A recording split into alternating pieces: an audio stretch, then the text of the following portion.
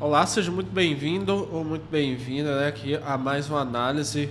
E nessa análise aqui, eu vou estar analisando aqui esse FII de logística. GALG11 tem pago dividendos acima da média.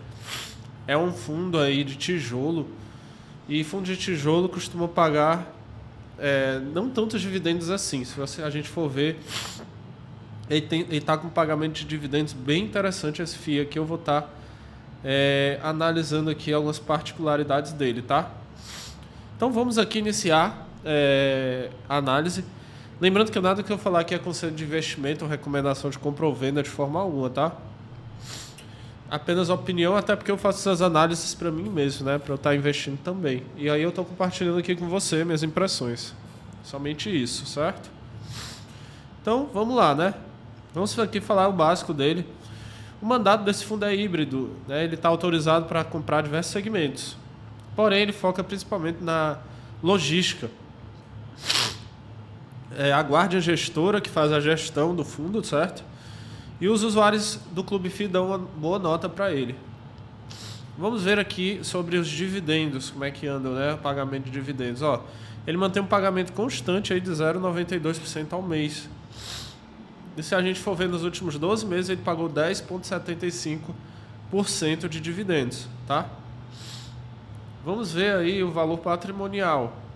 Atualmente, ele está sendo negociado com um ligeiro desconto aí, 2%. Não é muita coisa não, é apenas um ligeiro desconto, certo? Quando a gente vai ver aqui o histórico dele, a gente pode ver que sempre andou nessa média aí. De mais baixo chegou a 0,90 aí, um ligeiro desconto. Mas por outro lado, nós podemos ver que ele é um fundo bem jovem aí, bem novo. Quase 2 anos só de IPO no caso, certo? Agora vamos ver o último relatório, o relatório de outubro de 2022. O que ele traz pra gente aqui de informações interessantes. Vamos entender aqui melhor como que funciona, né, esse fundo. Bom, a primeira coisa que chama a atenção aqui é a taxa de performance dele, que é 20% sobre o que excedeu o benchmark, que é IPCA mais 6% ao ano, tá? Então, vamos entender aqui, é que é coisa básica, né? Vamos entender aqui, aqui ó, um gráfico que compara, né, o desempenho dele com NTNB 35, ele fica até acima, né? Ele está pagando o dividendo acima do mercado. Realmente, por ser um fundo de tijolo, ele está pagando um dividend yield realmente acima, né? Vamos entender mais aqui como é que funciona. Então, como eu falei, né, ele é um fundo basicamente de tijolo, ó, 98% aqui em tijolo, né, imóveis físicos. Ele está com 0% de vacância atualmente.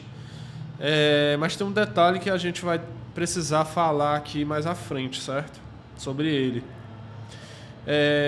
Ele está aqui, ó, concentrado na região Nordeste, na região Sudeste, na região Sul também. Então, eu gostei assim da diversificação, né, dos ativos dele.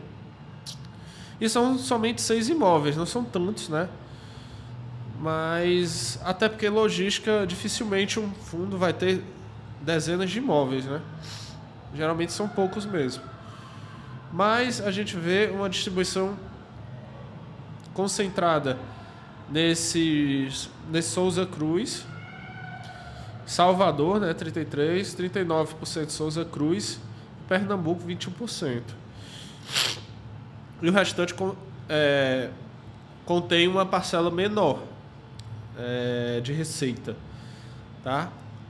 Então, ele é basicamente concentrado em 3 ativos que correspondem à maior parte da receita dele, certo? Então, isso é um detalhe. Apesar dele ter 6 imóveis, na prática, é como se ele tivesse só 3. Porque os outros 3 somados só tem 5% da receita, 6%, 7%, quer dizer. O mês de reajuste aqui da maioria deles é setembro, tá? E aí a gente vê, né, a receita por Rio Grande do Sul 40%, Bahia 33%, Pernambuco 21%. Então ele é um fundo que tem uma exposição no Nordeste interessante, tá? Então se você de repente tiver aí o interesse em se expor no setor de logística na região Nordeste, poderia ser uma boa opção aqui, tá? Então é isso, a maioria da receita dele, realmente 98%, vem da locação de seus espaços, né? Aqui os 3 grandões aqui que dão a maior parte do rendimento dele, né? Do ABL dele. Souza Cruz aqui, Salvador e Pernambuco. Os outros têm uma área bruta locável menor. São empreendimentos de menor dívida, são menor tamanho. Bom, o detalhe que eu queria falar dele é que ele possui 3 dos 6 imóveis, 3 deles foram adquiridos através de alavancagem de dívida, tá? Não foi através de emissão de cotas, se alavancou, tá? Que é justamente Souza Cruz, corresponde a uma posição relevante dele, o BRF SSA e o BRF Visa, certo? Que são... E a dívida vai sendo amortizada com o passar do tempo, tá? Segundo essa projeção aqui, a dívida deve ser sanada totalmente somente em 2037. Daqui a 15 anos, né? Então vai levar um bom tempo para ele sanar a sua dívida aí. Então é isso. Ele tem uma exposição, não é muito comum de ver isso em fundos imobiliários, né? A exposição a dívidas, né? Mas de qualquer forma, vamos ver quais são essas empresas que estão. Souza Cruz, né? É um que tem aqui esse imóvel. Souza Cruz é uma empresa bem conhecida, né? Essa empresa aqui também abate a multinacional. Tem a BRF, que é uma empresa muito conhecida. Tem outras empresas aqui, mas assim, vamos lá. De forma geral, a gente pode ver que ele é um fundo de logística, certo? Assim como nós temos outros fundos também de logística no mercado, certo? Ok? E qual seria a vantagem desse fundo? Ao meu ver, perto de outros fundos, não tem lá muita vantagem, até porque ele paga um pouco mais de dividendo, lógico, porque ele tem um risco maior também. Se você for parar para ver, ele tem essa alavancagem aí. E aí, como ele tem poucos imóveis, ele tem 6 imóveis, mas na verdade a grande parte está concentrada em 3.